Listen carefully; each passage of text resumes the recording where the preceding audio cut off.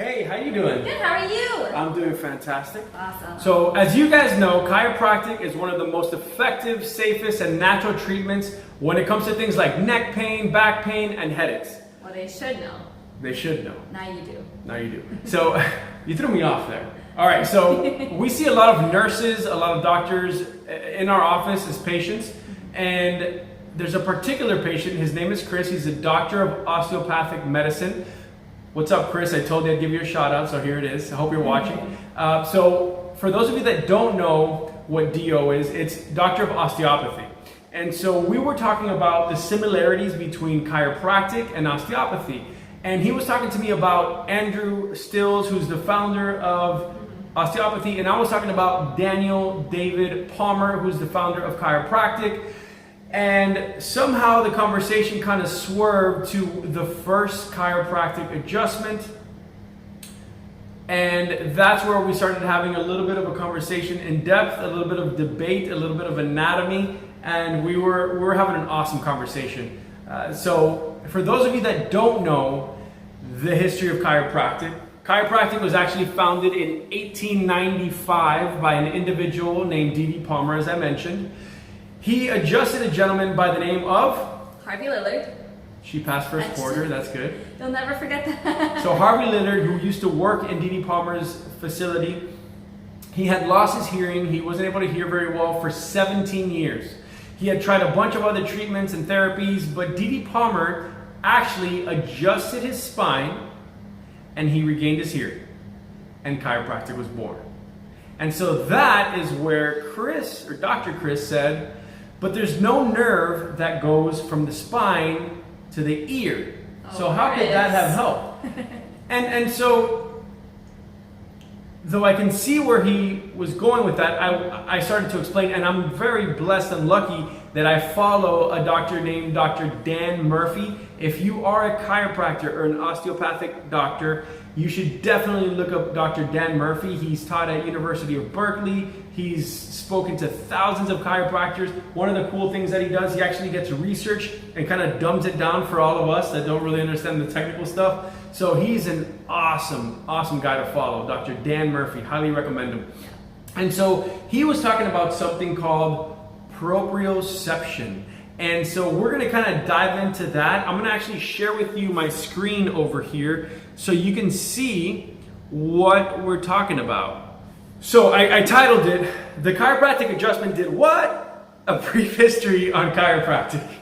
I think it's cool. Am I like a 15-year-old boy? I just lost my voice. Sorry about that.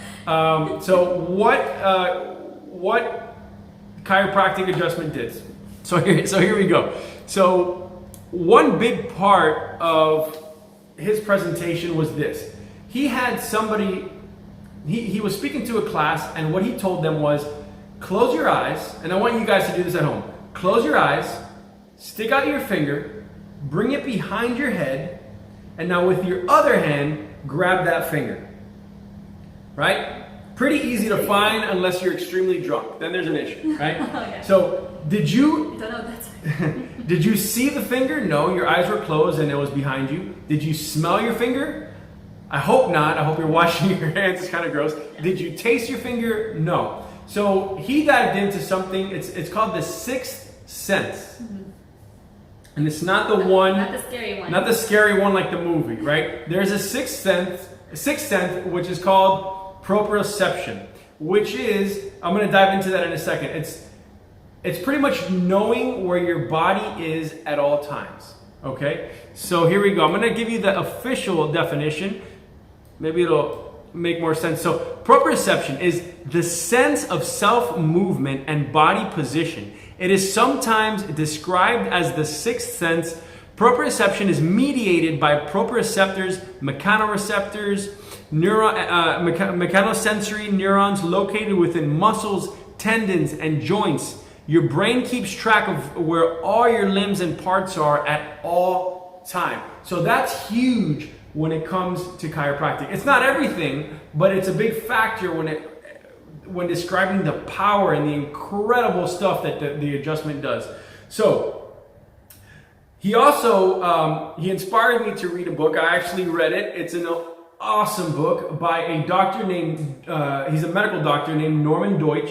And what this individual said was this. It says, he pretty much studies neuroplasticity, which is how your brain changes.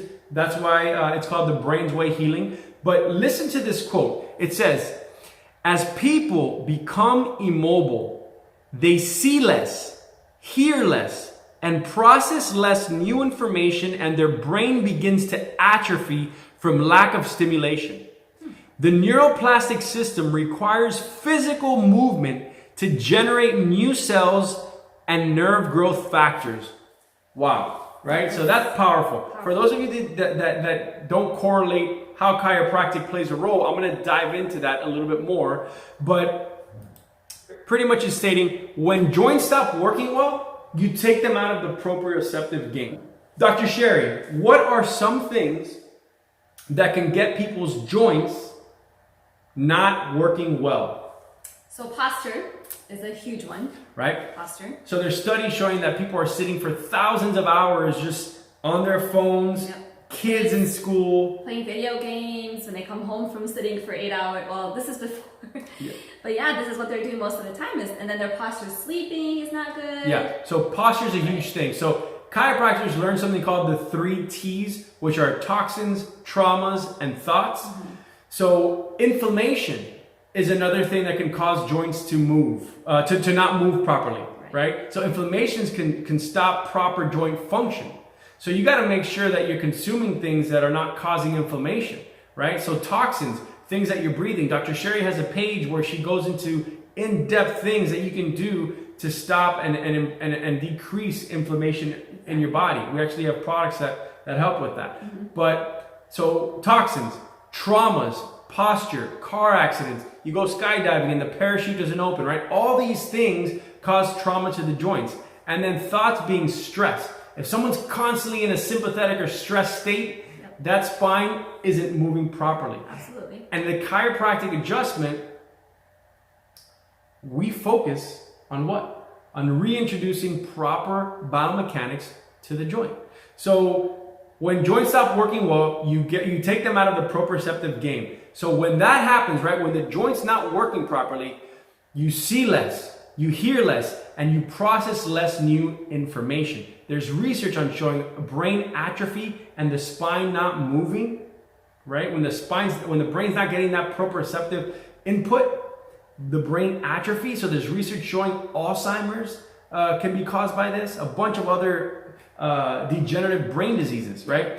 So when I explained this to Chris, then he started understanding a little bit more in depth of, okay, I'm seeing the relationship. It's not that there's a nerve from the spine, right? It's that when the spine starts moving properly, there's more proprioception, that brain lights up and it starts functioning better, right? So when D.D. Palmer adjusted Harvey Lillard, he increased Harvey's proprioception, allowing him to see more, to hear more, and process more new information. That's huge. And that's why I love being a chiropractor. Absolutely. So this last awesome slide that I made over here, right? So people, so the question is this, right? So where do chiropractors come into play? Well, when you look at the spine and movement of the spine, that is what actually, when it moves, it gives the stimulation up to the cerebellum where 80% of the neurons are. From the cerebellum, that goes up to the thalamus, and then from there, it goes to all different parts of your brain, vision, sight, sound, etc. Right? So when we reintroduce proper biomechanics to a joint, it's not about neck pain, it's not about back pain, it is about the brain. It's about lighting up that brain and allowing it to function properly. So yes, we help with the pain, we help with all that, we're awesome for it. That's why everybody comes to us for that. Absolutely. But when they start noticing that other things start improving, that's where I get excited, right? So what's the difference between a chiropractic adjustment and anything else, right? So there's active motion, meaning, stretching, when you're stretching, you're getting movement to the spine. There's passive motion, meaning that you bring it back, you can bring it somebody else, or you can bring it to maximum tension. And then there's a chiropractic adjustment. when you go to a corrective care chiropractor or a chiropractor who analyzes and locates these restrictions and these subluxations is what we call them, and we reintroduce motion to these segments,